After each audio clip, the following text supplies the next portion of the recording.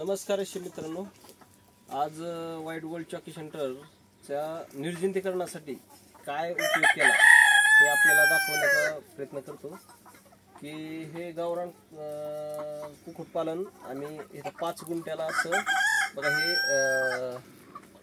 म्हणजे कोंबड जाळी मारून मच्छरदाणी लावलेली आणि पूर्ण असं हे त्याला परिसर हे बघा इकडे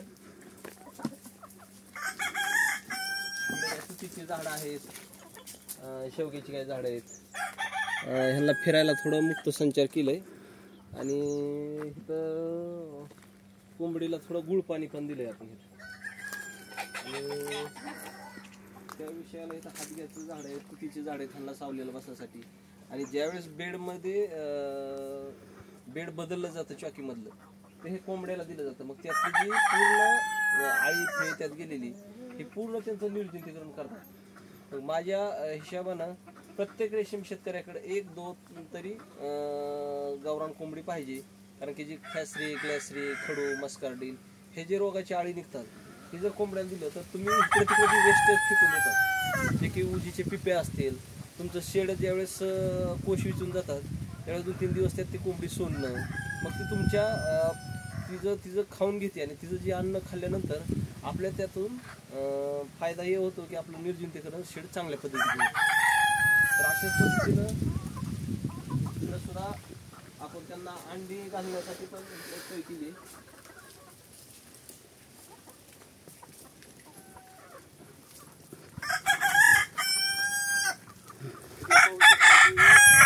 आपण त्यांना ह्या रूममध्ये आपण शेक करतो.